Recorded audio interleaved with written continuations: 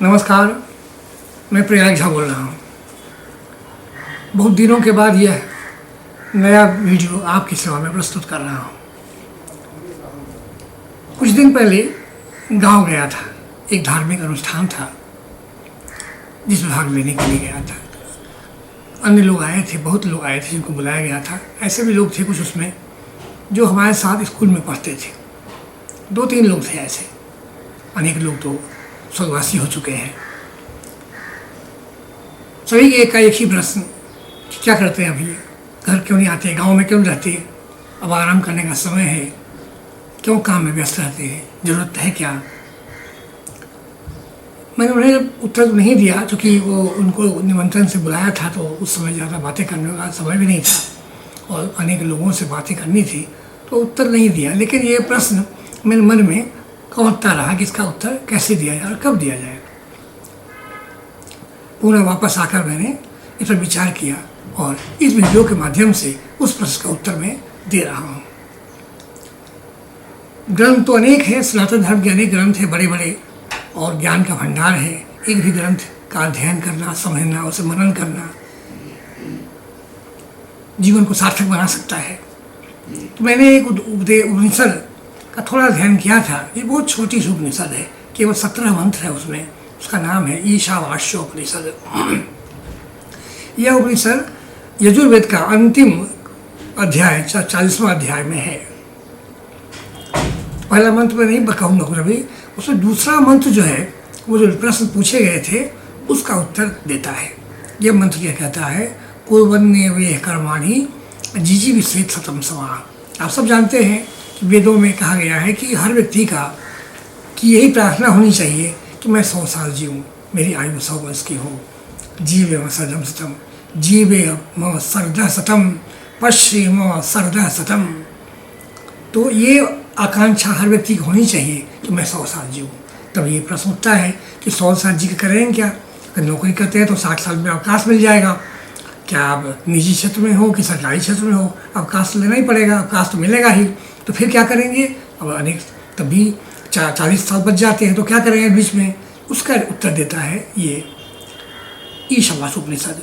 उसमें कहता है कुर्वन्नेवेह कर्माणि जिजीविषेत् शतं समाः। शतं समाः का अर्थ वही है कि 100 साल जीने की आकांक्षा रखिए, जिजीविषा कीजिए 100 साल जीने की। और कैसे, कुर्वन्नेह कर्माणि, कुर्वन्नेवेह कर्माणि, कर्म करते हुए, अपने को कर्मों में व्यस्त रखते हुए 100 वर्ष तक जीने की आकांक्षा रखें। ये उपनिषद में दूसरा मंत्र है उस ईशावास्य उपनिषद का। इस तरह कहते हैं कि एवं त्वयि न नित्य अस्ति न कवलिप्यते। इस तरह अगर आप कर्म करते हुए जीवन जीते हैं तो कर्म आपको लिप्त नहीं करता है, आपको अनुरक्त नहीं करता है और आप मोक्ष को प्राप्त कर जाते हैं, मोक्ष को प्राप्त हो जाते हैं। उसमें एक और मंत्र जो है, जो इससे जिसका अर्थ इससे संबद्ध है, वह ऐसा कहता है विद्याम च यस्तद्वेदो भयं सह अविद्या मृत्युम त्यक्त्वा विद्या अमृतम अश्नुते। अब इसमें क्या, विद्याम च, इन दोनों शब्दों का अर्थ ठीक से बताया नहीं गया, न हमने बच्चों को बताया, न हमने स्वयं सीखा। तो है क्या है विद्या और अविद्या। उपनिषद में जो इसकी चर्चा हुई है इन दो शब्दों की, उसमें विद्या और अविद्या का अर्थ बताया गया है।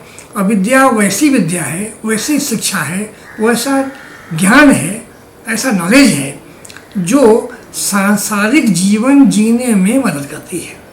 ये ऐसी विद्या है जिसको पढ़कर, सीखकर, समझकर हम सांसारिक जीवन, भौतिक जीवन बिताने के लिए योग्य बन जाते हैं, अपनी जीविका अर्जित करने के लिए सक्षम हो जाते हैं और हमें समाज में जीवन जीने के लिए भी योग्यता आ जाती है। वो मजबूती आ जाती है, दृढ़ता आ जाती है, इस समाज में संघर्ष करते हुए हम जीवन जिएं। तो विद्या क्या है फिर, विद्या वह विद्या है, वह शिक्षा है, वह ज्ञान है जिससे ब्रह्म ज्ञान की प्राप्ति होती है, ब्रह्म को समझा जाता है, वह विद्या है और विद्या है। लेकिन यहाँ कहते हैं कि दोनों ही जो है अंधकार की तरफ ही ले जाता है। तो इसको अमरता कैसे प्राप्त करें। अविद्या मृत्युम त्यक्त्वा विद्या अमृतम अश्नुते। तो अविद्या के द्वारा अर्थात सामाजिक ज्ञान के द्वारा मृत्यु का अर्थ यहाँ है संसारिक जीवन, शरीर, इस शरीर का को धारण करते हुए और उसको उसकी रक्षा करते हुए और जीवन सागर को, समुद्र को पार कर जाएं और फिर विद्या अमृतम असुते, विद्या के द्वारा, ब्रह्म ज्ञान के द्वारा अमरता को प्राप्त करें। तो विद्याम च यस्तद्देवो अहम उभयम सह अविद्या मृत्युम त्यक्त्वा विद्या अमृतम असुते।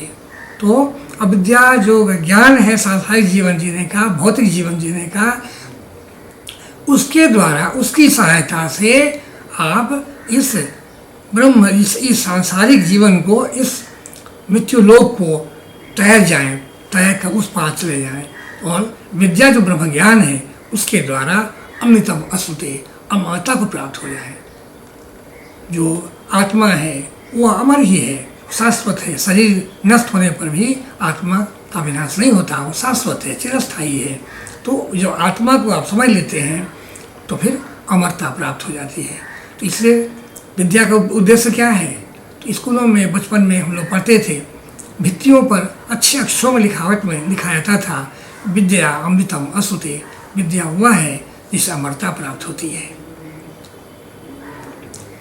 तो अब प्रश्न ये है कि अवकाश प्राप्त करने के बाद आप करते क्या है और क्यों आराम नहीं करते, क्यों बैठे नहीं रहते, क्यों गांव में आकर गप सप करके समय बिताते हैं? तो उसका उत्तर ये है, वायु अनिलम अमृतम अथेदम भस्मांतं शरीरम ओम कतो अस्मर कितम अस्मर कतो अस्मर कितम अस्मर। तो ये ऋषि कहते हैं वायु अनिलम अमृतम अथेदम शरीरम भस्मांतं शरीरम। तो 5 जो तत्व हैं इसमें 2 ही का नाम लिखा गया है, वायु अनिलम, वायु हवा है, अग्नि है इत्यादि 5 तत्व, और अमृतम, अमृतम मतलब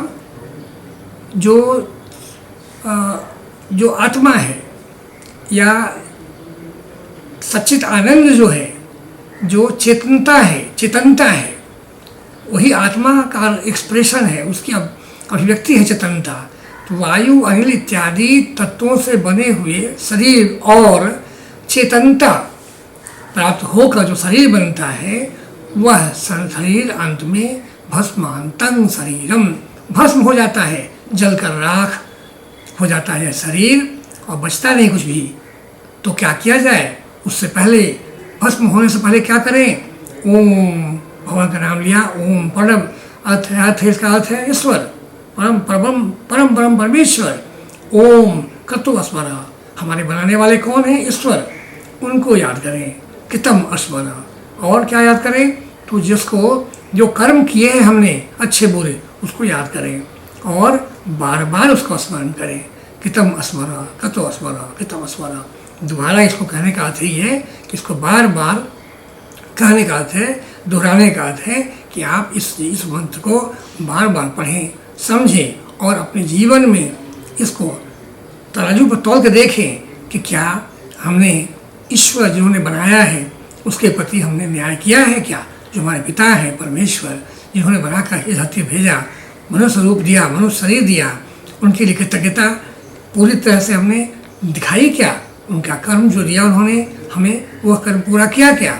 और जो कर्म किया वो कैसा कर्म था? अच्छा था, धर्मयुक्त था या पापयुक्त था?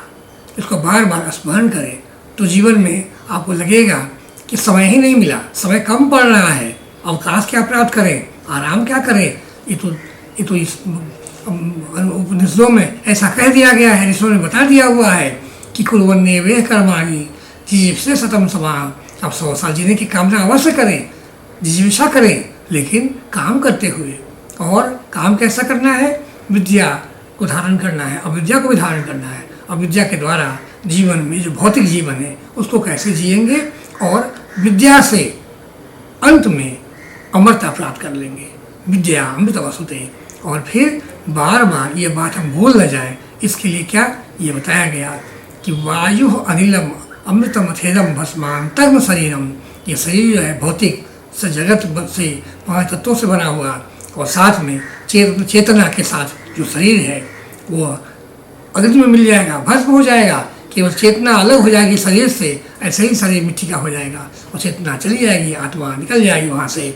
तो इसलिए क्या करें, बार बार कतो स्मरण, अपने कर्ता को याद करें, उनको स्मरण करें, और कृतम स्मरण, जो हमने अपने जीवन में काम किया है उसको स्मरण करें। ओम कतो स्मरण कृतम स्मरण, कतो स्मरण कृतम स्मरण। यह वीडियो मैं उनको ही भेज दूँगा जिन्होंने मुझसे प्रश्न पूछे थे, और मुझे आशा है कि उनका जो प्रश्न है उसका उत्तर उन्हें मिल जाएगा। धन्यवाद, नमस्कार।